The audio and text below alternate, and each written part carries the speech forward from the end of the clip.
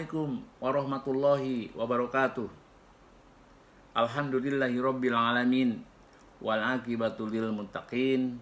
Wala udwana illa 'alal zalimin. Wassalatu wassalamu ala sayyidina Muhammad wa ala alihi wa sahbihi azma'in. Rabbi shrah sadri wa yassir li amri wa hlul 'uqdatam min lisani yafqahu qawli, amma ba'du.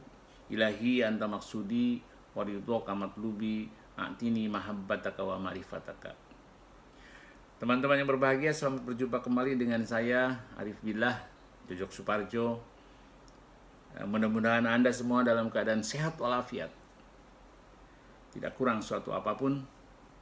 Dan saya sudah lama tidak muncul, dan alhamdulillah masih diberi kesehatan sehingga saya dapat berjumpa kembali dengan Anda semua di YouTube ini. Teman-teman yang dimuliakan Allah, pada kesempatan ini saya ingin membagi sebuah hasil baca-baca lah, yaitu tentang konsep menghudurkan Allah melalui zikir tasawuf. Tasawuf ini memang agak jelimet kalau kita baca, bahkan sulit dipahami kalau kita tidak sungguh-sungguh membacanya. Para sejarawan umumnya menggambarkan tasawuf sebagai dimensi mistik yang paling utama dalam Islam. Muncul istilah tasawuf ini kira-kira abad ke-9 Masehi, 2 tahun setelah lahirnya Islam.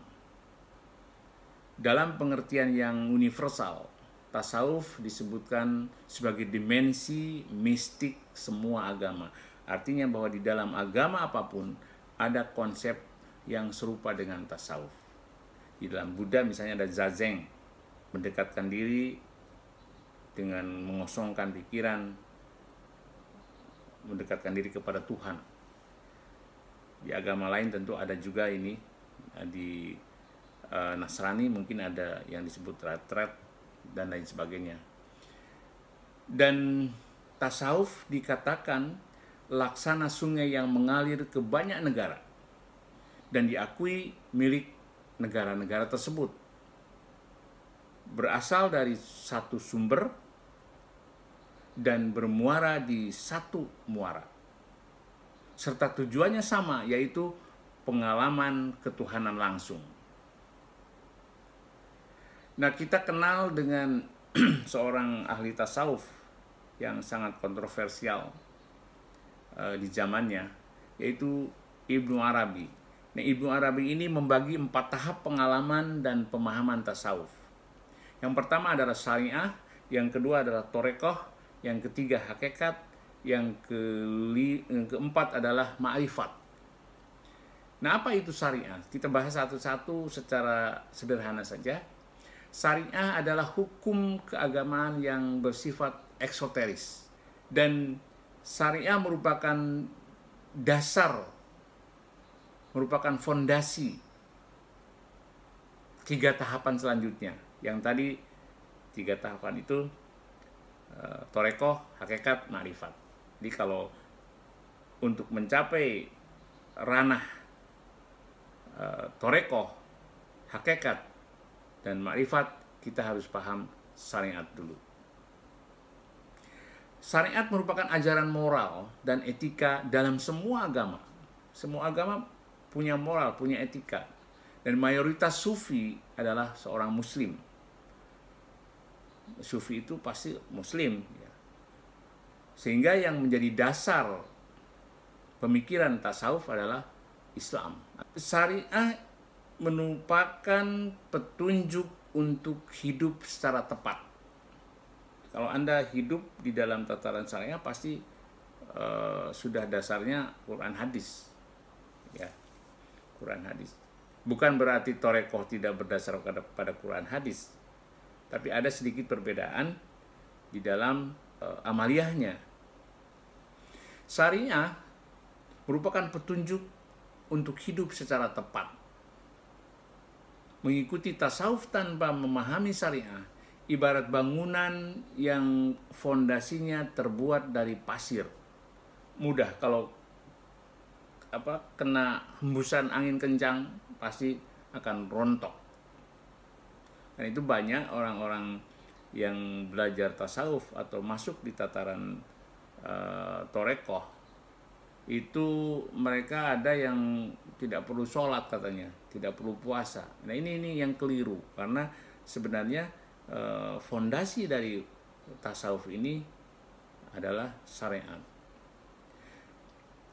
Mengapa? Karena tanpa kehidupan yang diatur melalui prinsip moral dan etika, tidak akan ada mistisme yang berkembang tentu saja.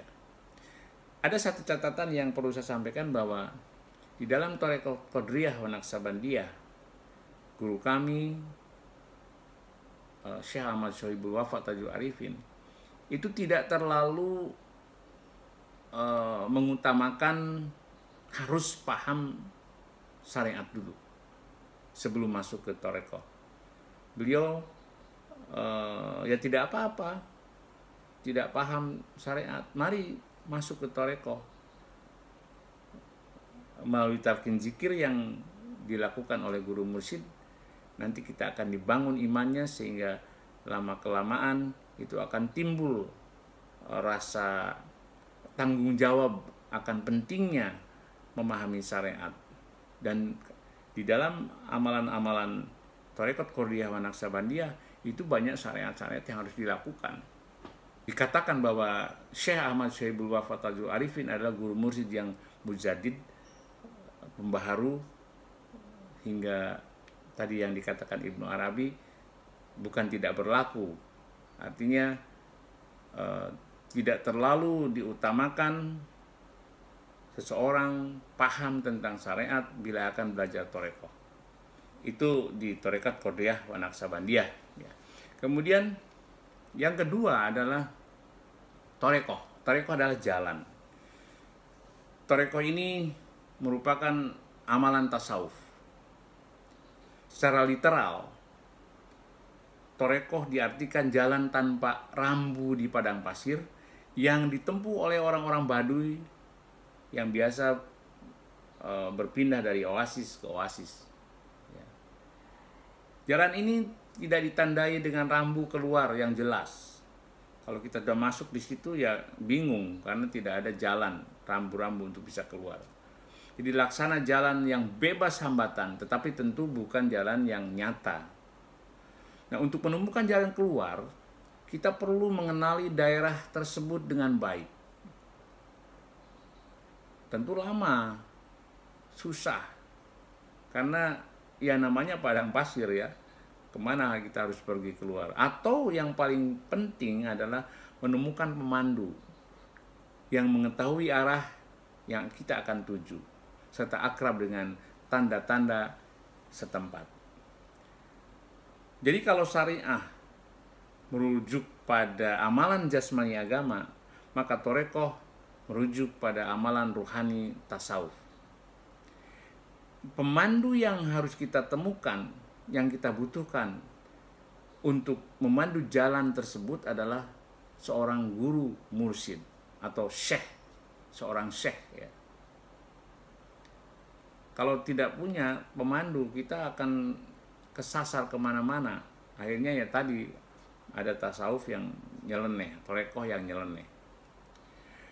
Kemudian bila syariah membuat penampilan luar yang bersih dan apik dan menarik, maka Thariqah diciptakan untuk membersihkan dan mensucikan jiwa kita, rohani kita.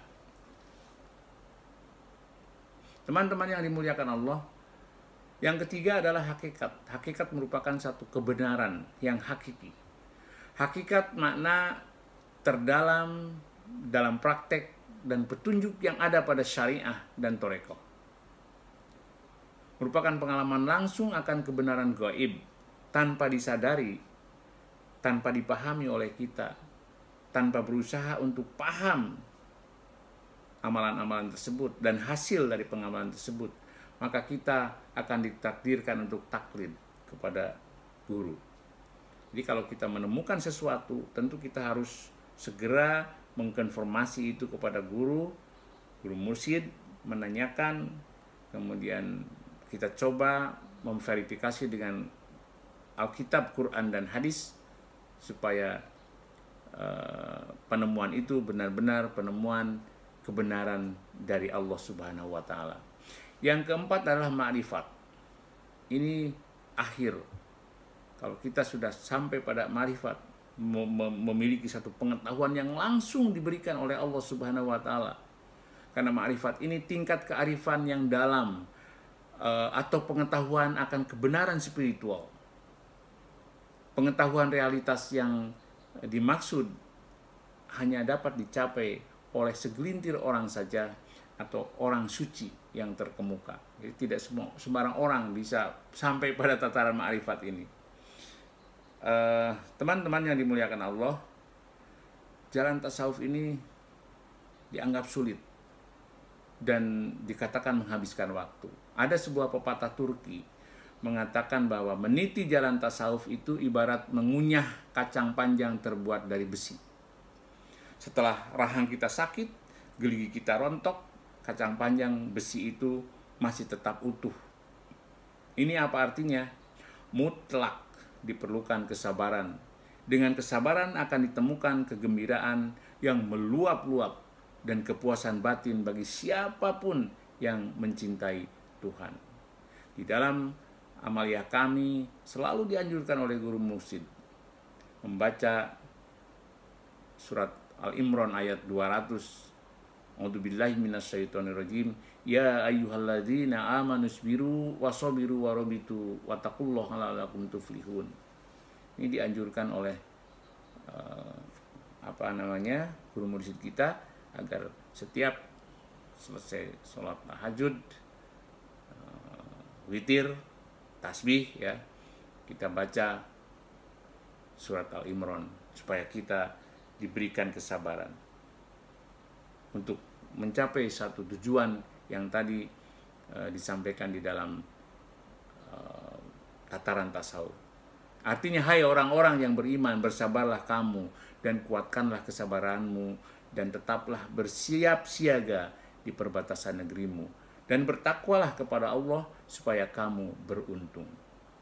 Teman-teman yang berbahagia, di dalam hadis dijelaskan bahwa Allah berfirman, Allah mengatakan bahwa aku adalah harta tersembunyi dan aku ingin diketahui, maka aku ciptakan makhluk. Hadis ini menggambarkan bahwa jika tidak ada rintangan, tidak ada tabir, tidak ada hijab antara kita dengan Tuhan, maka tidak akan ada proses mengetahui. Oleh sebab itu,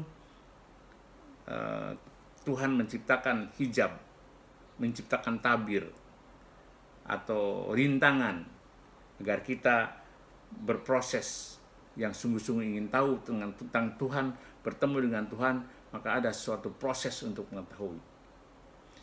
Kemudian penciptaan bagaikan pemburuan harta karun yang besar-besaran. Di intinya penciptaan kita ini, kita diciptakan ini untuk mengejar harta karun atau memburu harta karun. Dan apa harta karun itu? Harta karun adalah Tuhan yang tersembunyi.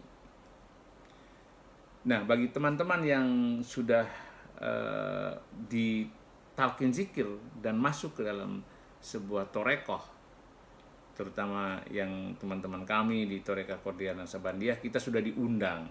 Kita sudah diundang, dibekali oleh guru mursyid untuk terlibat dalam pencarian, memainkan peranan ilahiyah melalui hakikat jalan ruhani. Mudah-mudahan kita istiqomah.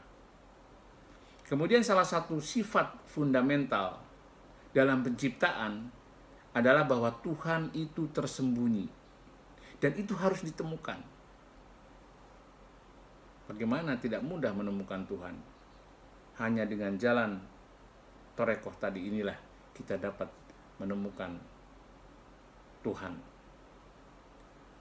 Tuhan lebih dari tersembunyi. Tuhan jauh di luar pemahaman kita. Setiap kita melakukan satu atau menggambarkan tentang Tuhan, pasti salahnya. Pasti salahnya. Oleh sebab itu, untuk bisa sungguh-sungguh kita mendapatkan pengetahuan tentang Tuhan ini, ya hanya dekat dengan Tuhan. Tuhan yang akan memberikan pengetahuan itu. Teman-teman yang dimuliakan Allah, untuk sampai di tujuan tentu kita harus bekerja keras. Seorang ahli mistik, George Gurdjieff, menyebutnya bekerja keras ini adalah usaha super. Kemudian kita harus menganggap perjalanan itu sendiri sebuah tujuan, bukan akhir tujuan. Jadi perjalanan langkah-langkah kita meniti di jalan sufi atau jalan tasawuf ini, ya setapak-setapak ini adalah tujuan kita, harus dianggap sebagai tujuan. Mengapa? Karena kebahagiaan bukan ketika sampai pada garis akhir, melainkan ketika kita bekerja keras saat meraihnya. Nah, indah sekali kata-kata ini. Dan kita harus merasa senang dan gembira di saat kita melakukan sesuatu, bukan ketika saat kita meraih sesuatu. Itulah teman-teman yang penting kita pahami di dalam dunia tasawuf. Dan akhirnya Allah berfirman, dan orang-orang yang bersungguh-sungguh untuk mencari keridhaan kami, benar-benar akan kami tunjukkan kepada mereka jalan-jalan kami. Dan sesungguhnya Allah benar-benar beserta orang-orang yang berbuat baik. Terima kasih, mudah-mudahan penjelasan sekilas tentang tasawuf ini bermanfaat untuk kita semua. Dan kita diberikan istiqomah untuk menjalankan amaliyah Thariqah Qadiriyah Naksabandiyah, sehingga kita bisa berhasil di dalam pencarian Tuhan. Billahi taufiq wa hidayah. Assalamualaikum warahmatullahi wabarakatuh.